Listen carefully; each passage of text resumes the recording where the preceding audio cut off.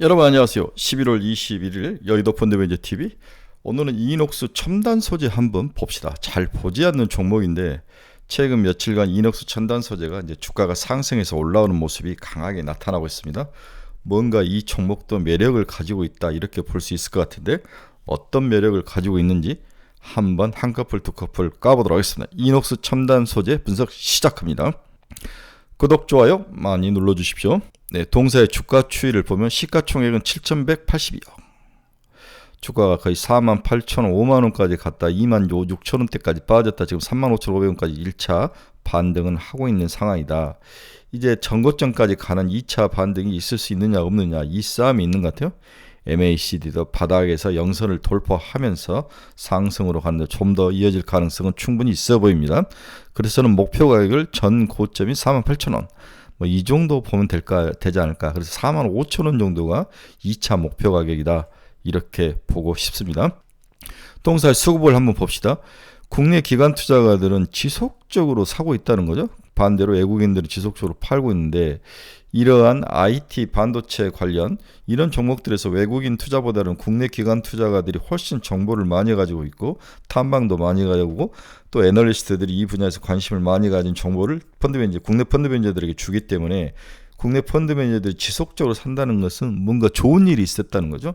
따라서 동사는 국내 기관 투자가들이 동사에 대한 어떤 실적이라든지 어떤 변화, 미래 먹거리 이런 데에 대해서 되게 관심을 갖고 긍정적으로 임하고 있다 이렇게 봐야 될 것 같습니다.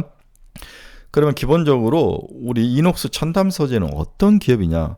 동사는 고분자를 합성 배합 기술을 기반으로 해서 디스플레이용 OLED 소재, 그 OLED 소재를 만드는데 어떤 용? 디스플레이용, 그다음 회로 소재, 회로 소재, 다음에 반도체 패키지용 소재.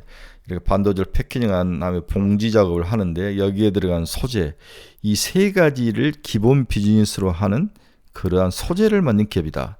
디스플레이 OLED에 들어가는 소재를 만드는 그런 비즈니스, 이게 전체 매출이 54%를 차지하죠.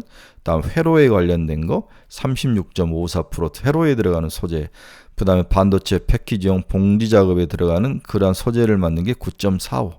결국 동사는 디스플레이용 OLED 소재인데 동사는 디스플레이가 우리 이제 핸드폰이 아니라 디스플레이용 OLED에 들어가는 소재니까 디스플레이가 현재 시장에서 굉장히 이제 사업 비즈니스가 좀 안 좋죠. 실적도 안 좋고 전방 산업이 어려운데 그 어려움 속에서도 이렇게 주가가 반등해서 올라왔다는 것은 나름대로 방어력도 있고 또 미래 먹거리를 잘 장착을 했다 이렇게 봐야 될 것 같습니다.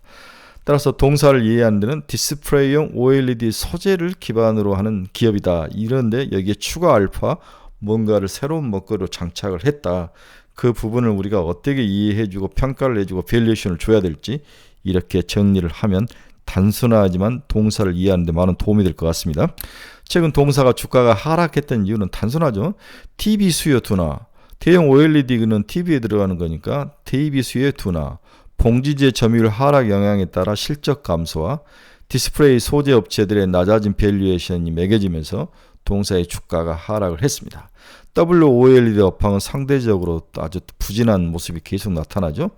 동사의 WOLED용 봉지 필름 점유율 하락이 실적 부진을 초래했다. 좀 비슷한 이야기를 하고 있죠. 고객 내 점유율 변화가 예상보다 더 크게 발생을 했다. 그래서 경쟁이 치열해지면서 동사의 주가가 하락을 했다. 이는 연말까지 지속될 것으로 일단 예상은 되고 있다. 기존의 동사의 핵심 캐시카우 역할을 하는 OLED 소재 산업과 봉지 산업에 대해서는 여전히 불안정하고 시장에서는 부정적으로 보고 있는 거죠.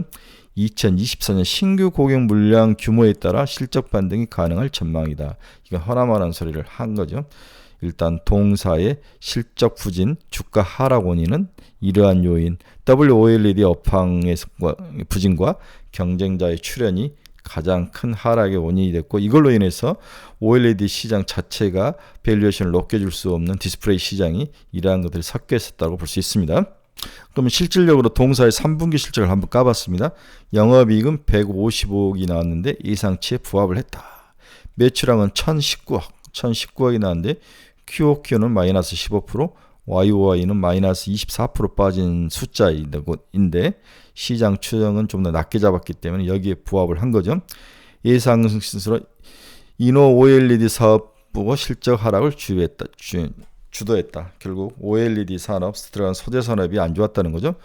OLED TV 수요 부진과 동사의 점유율 하락 영향이 더해지며 OLED TV용 매출액이 QOQ로 마이너스 60% 감소하면서 직격탄을 날린 거죠. 반면에 고무적인 것은 중국향 모바일 OLED용 소재 매출액이 중국 모바일 수요 반등에 힘입어 3분기 영속 증가하면서 OLED TV향 수요 약세 영향을 일부 상쇄시켰다. 모바일 OLED도 중국향으로 만들어내는데 이 부분에 있어서 어느 정도 대형 TV용 OLED의 약세를 커버를 해줬다. 23년 3분기 영업이익률은 15%로 원달러 환율 강세 및 견조한 판가에 힘입어 예상치를 소폭 상회했다. 그래서 달러 강세 속에서 원화가 약세인 부분이 그나마 수익률이 예상 우리치를 가이던스를 터치하는 그나마 어닝 쇼크는 나지 않았다라고 볼 수 있는 거죠. 그래서 동사 인 OLED가 동사 전체 매출액의 반 이상을 차지하는데 이 부분이 갈수록 지금 밀려가는 거죠. 672억에서 534억으로 밀리고 매출액이 계속 줄고 있는 모습이 나타나고 있는데 안타깝습니다. 영업이익도 보면은 2023년은 520억, 내년에는 939억으로 확 뛸 것이다. 무엇 때문에 과연 뜰 것인가? OLED 비즈니스 때문에 영업이익이 뜰 것인가? 아니면 새로운 먹거리를 동사가 장착을 해서 뜰 것인가? 시장에서는 후자라는 것도 동사가 수산화 리튬이라는 새로운 먹거리를 장착을 했다. 이 부분이 지금 시장에서 어필을 하고 있다고 봐야 될 것 같아요. 자, 동사의 자회사 이녹스 리튬이라는 회사가 있는데 이 회사를 통해서 수산화 리튬 사업 진출에 진출을 하는 것을 발표를 했습니다. 이녹스 첨단 소재가 수산화 리튬 사업에 진출을 전망을 하겠다고 발표를 했다.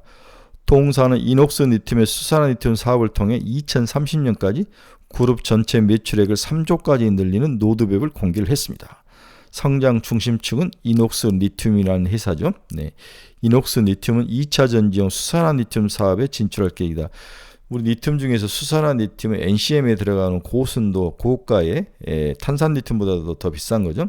탄산 리튬은 주로 LFP 배터리에 많이 들어가고 수산화 리튬은 우리 NCM 계열에 많이 들어간다는 거 볼 수 있는 거죠.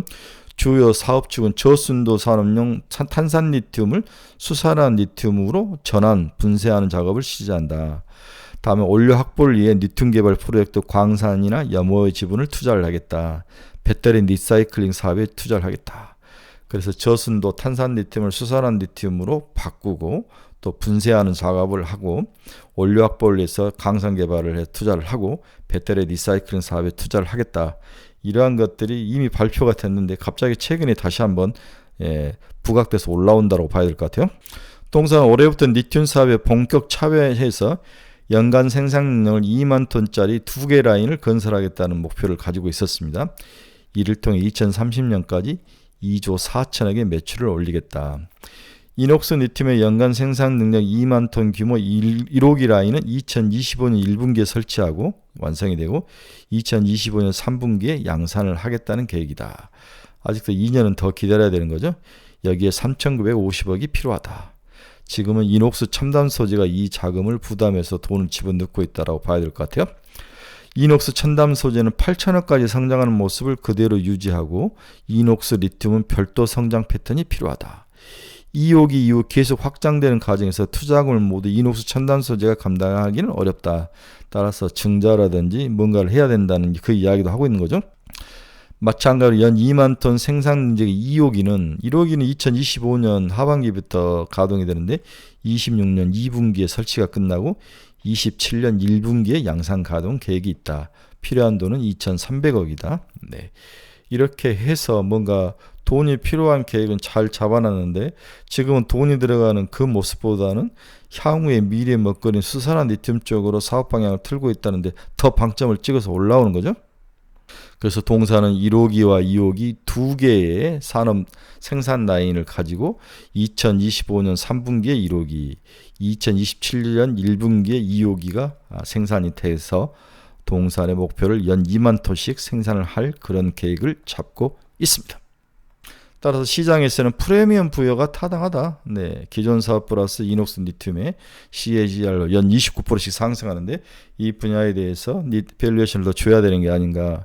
리튬 사업 추가로 영업이익 2027년까지 연평균 24%가 증가할 것이다. 프리미엄 부여가 타당하다.